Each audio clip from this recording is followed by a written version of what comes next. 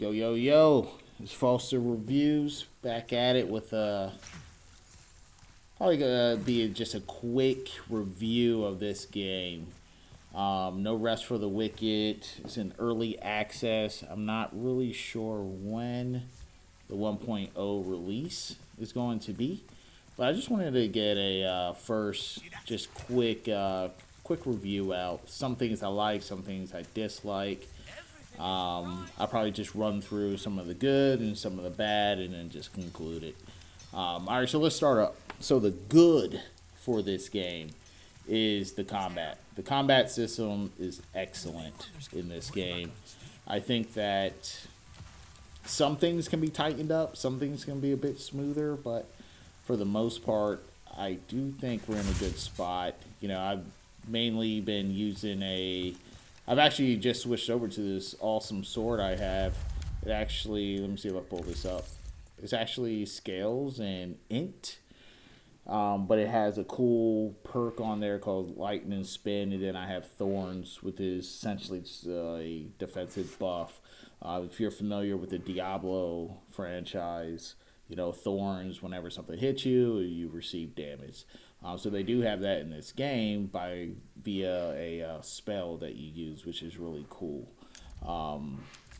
And so as far as the combat, I have no complaints about the combat. Also, the overall direction of this game and what they're trying to do, especially with the end game. And I don't want to spoil it too much. This developer group is very big on communication. They share a lot, overshare some, but they do share a lot on their Discord, on their Twitter profile, which is good from obviously a player standpoint because you want to know more about the game that you play. But as far as like the end game essentially, if you haven't played the game, the end game is essentially like this very roguelike mode. And it's very neat the way they do it here. It's different than most end games. Instead of having like a new game plus or some other end game activity like in Destiny, what they want to accomplish, and this is what one of the lead developers, actually the CEO, said, what they want to accomplish in their roguelike mode is to have something almost be another game with the roguelike mode as far as the end game. And that really stood out to me because that's a very unique perspective that you want to take in a game like this, a Souls-like isometric game. And to do that, I think is very bold. We'll see if they can land it. I do have faith in this group. I do like this developer group. Ori is one of the more challenging but best games of the decade, or if not century. So I do have a lot of faith in this developer group.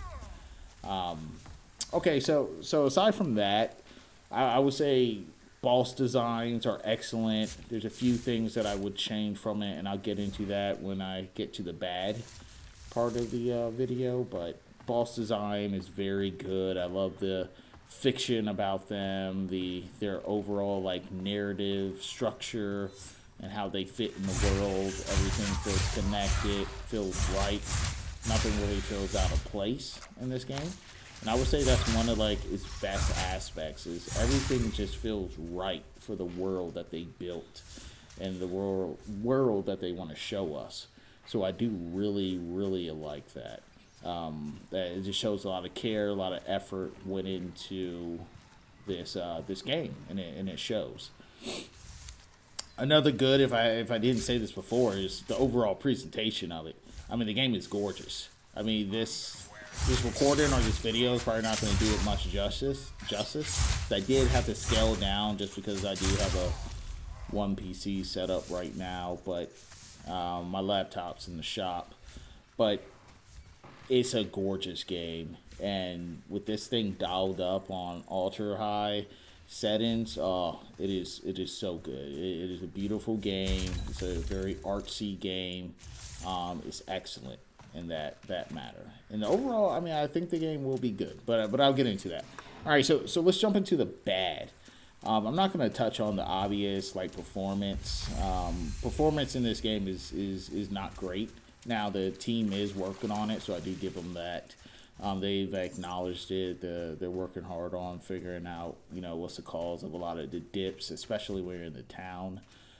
Things can get pretty bad, but they're working on that. So I'm not going to spend time on that. But the bad storage system, I would say, is very, very bad in this game, mainly because the game wants you to collect things. It clearly wants you to collect things. It clearly wants you to craft things, and with that, obviously, comes storage issues that you might have.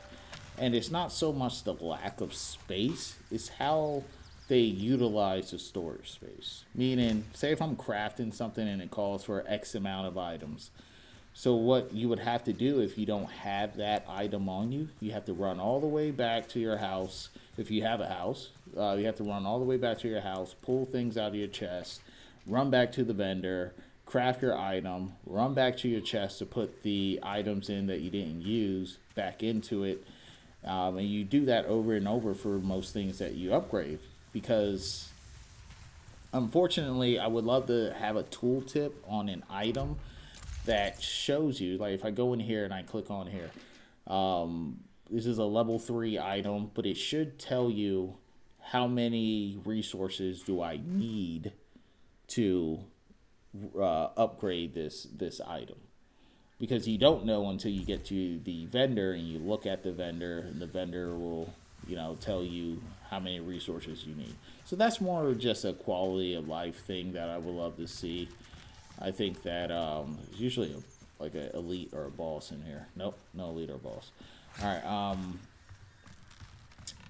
but that's just a quality of life thing that I would love to see change, and they're working on that. So I do have, so I know they'll get that done easy. Now, another bad, and I think this is a major one that they need to think about possibly working or tweaking, is the stamina system and the healing system. The stamina system, I think, is bad only because nearly everything in this game that you do as a player utilize stamina, except running when you're not in combat, which is a good touch. I hate when games have stamina usage when you're not in combat and you're running. Just dumb. It makes traversing awful. But thankfully, that's not present in this game. However, everything else that you hate about stamina management is in this game. I'm a Souls guy. I play tons of Souls games. It's my favorite genre.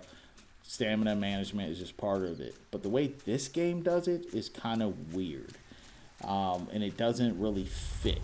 And what I mean by that is, in this game, enemies, they attack you way more than other Souls games. It's hard to really explain unless you played a ton of Dark Souls or Elden Ring, and then you play this game. Like, in most games, bosses or enemies, they might have they might have like 1 to 3 move sets in like their one move, right? Their one attack. In this game, enemies, especially bosses, can have about a 5 to 6 combo move attack and darn near no break in between. And I don't think that it should work that way, because by the time you dodge or block or even attempt to parry in this game, you're already out of stamina. You're out of stamina, and then you can't attack, because you can't attack without stamina. It was the first time I ever got that Pound of Kivers. I don't even know what that is. See, this game's awesome because I'm just getting new stuff that I've never seen before. Pound of Cadavers. Okay, so I had a great hammer. That's interesting. But anyways, like, the moveset is way too high for this game, for enemies. And I think a simple way that they can just without nerfing it, because I'm not calling for a nerf on bosses or enemies, but they can change the, I guess, the frequency, or at the very least, change the amount of swings or attacks that bosses or enemies get. Instead of 5 to 6, maybe change it to 3 to 4. I think that would drastically help with the stamina issue. But aside from that, the healing issue, I get what they're going for here in this game. It's supposed to be like a survival craft. Well, not so much survival, but like craft type of, build craft type of game. I don't like the fact that when I'm fighting a boss, and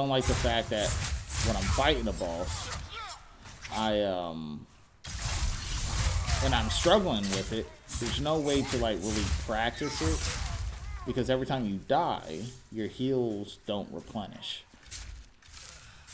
You know, which is just dramatically different than most games of this genre. Here you have to craft all your healing items.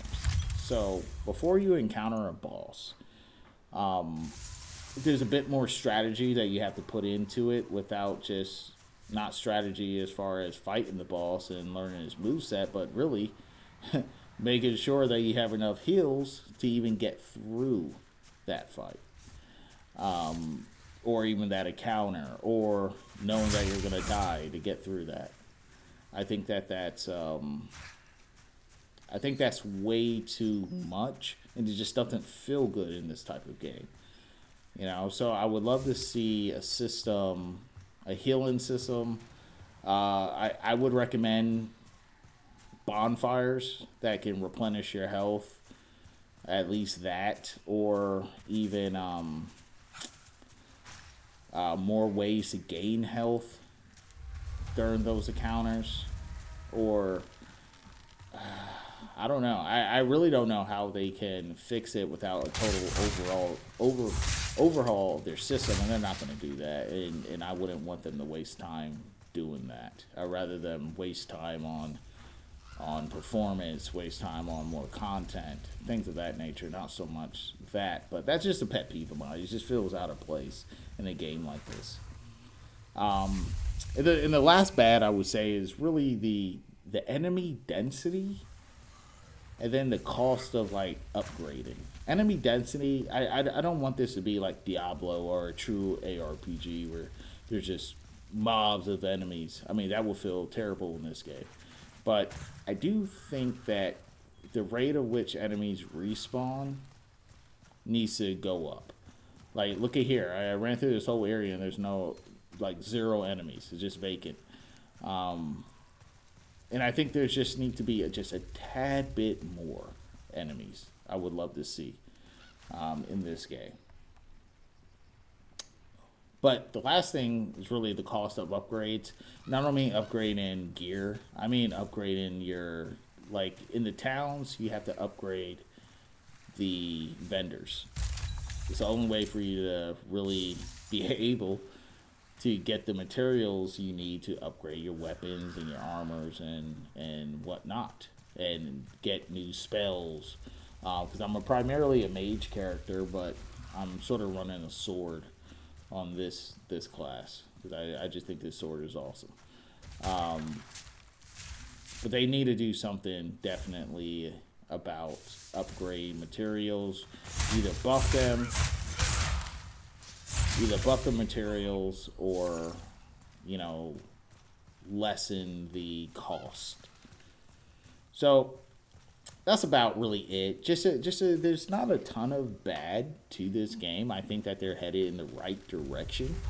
I think that they clearly have a vision for this game, and I do love the fact that they're being very, very open with this development of it, and they listen. There's so many like feedback that I've seen on Discord, so much feedback on Twitter, and they come out the next day with an update, a patch. You know, the buff items to buff durability. That was a major point.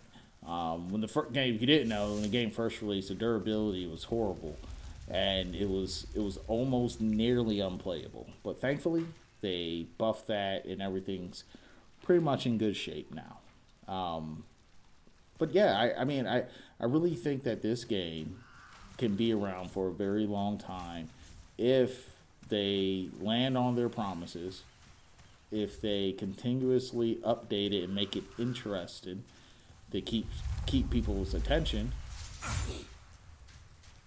and keep fixing it, keep grinding away. And I think they want to make the best game possible. Like I said, this is a veteran developer group. They know what they're doing. They're clearly talented. They win awards. Everyone should probably have a lot of faith that they'll make this into, one of the best games out and more unique games. Because I tell you right now, there's not a game out currently that looks this good. And I'm not talking about, it's not like photorealistic graphics. It's just the art style of it. It's just very pretty. If you haven't played it, pick it up. Give it a try. It's a bit costly for early access. $40 is a lot for early access, but me personally, right now, I think it's well worth the money, and I'm excited to see where it goes. So yeah, that's it. Just ran a little longer than I thought. I didn't really have an agenda. I just wanted to throw a quick review video out. But yeah, that's it. So until next time, I don't know what game I'm going to be potentially reviewing. Maybe Stellar Blade, but that's on PS5, so I don't know.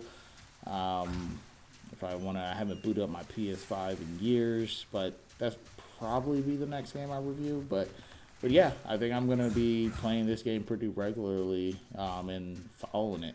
My main game is probably gonna be Once Human, but this game's awesome. But yeah, until next time, I'm rambling. Until next time, guys. Peace.